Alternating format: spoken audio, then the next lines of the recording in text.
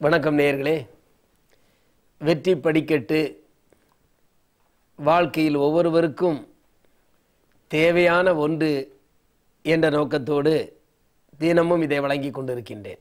வாழ்க்கையில் நாம் ஒரு எண்ணத்தோடு வாழ்ந்தால், ஒரு நல்ல கொள்கையோடு வாழ்ந்தால், அது கடைசி வரையிலும் நம்மோடு இருக்க வேண்டும். உறுதியான அந்த சிந்தனையும் செயல்பாடும் நம்மிடம் இருக்கும் பொழுது எந்த சூழ்நிலையிலும் நம்மை அந்த நிலையிலிருந்து மாறாது இருக்கும்படி நம்மை காப்பாற்றி கொள்ளும். இந்திய நாட்டிற்கு சுதந்திரத்தை வாங்கி தந்த மகாத்மா காந்தி அவர்கள் இங்கிலாந்து சென்று மேற்படிப்பு படிக்க வேண்டும் என்பதற்காக தயாரானார்கள்.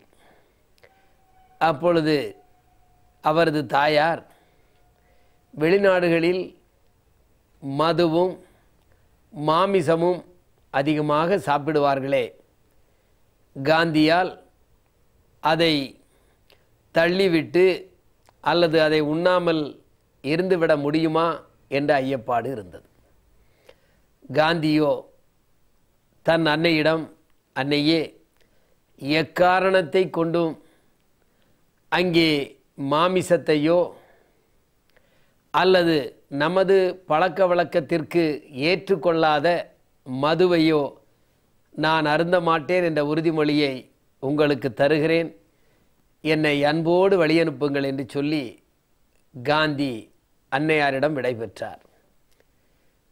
கப்பலில் பயணம் செய்யும் போது கூட உடனிருந்தவர்களெல்லாம் காந்தியை மதுவையும் மாமிசத்தையும் உண்ணும்படி வற்புறுத்தினார்கள்.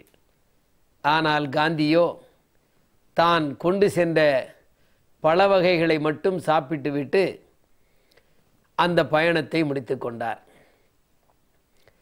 காந்தியின் அந்த படிப்பின் காலத்தில் எத்தனையோ பிரச்சனைகள் வந்த நேரமும் எவ்வளவோ நண்பர்கள் தாங்கள் மது அருந்த வேண்டும் அல்லது மாமிசத்தை உண்ண வேண்டும் என்று வற்புறுத்தினார்கள்.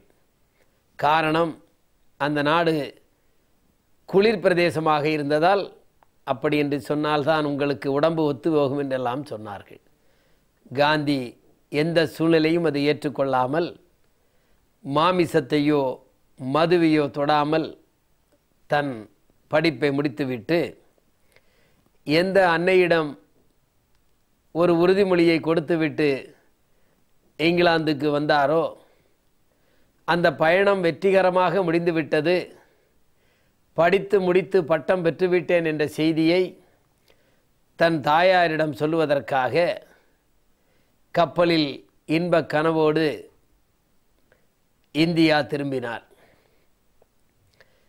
திரும்பிய உடனேயே அவருக்கு அதிர்ச்சி காத்திருந்தது.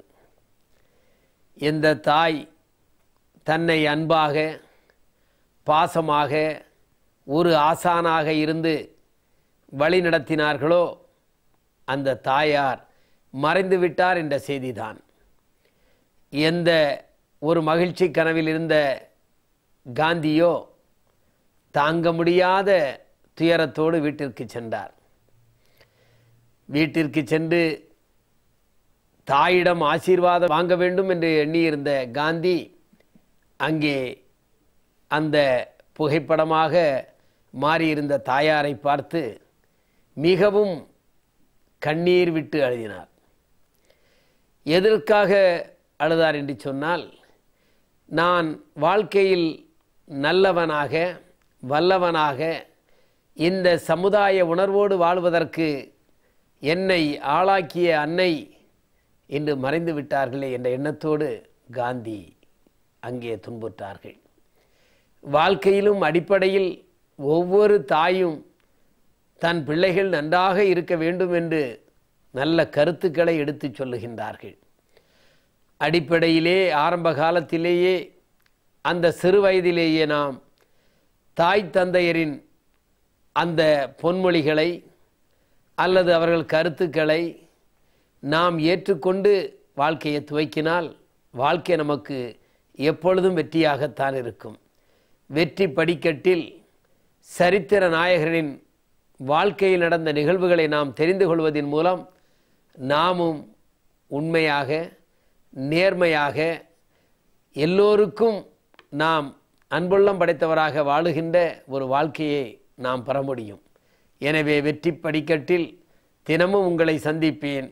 உங்களுக்கு என்னால் முடிந்த கருத்துக்களை எடுத்துச் செல்வேன் என்று சொல்லி மீண்டும் உங்களை சந்திக்கின்றேன். நன்றி, வணக்கம்.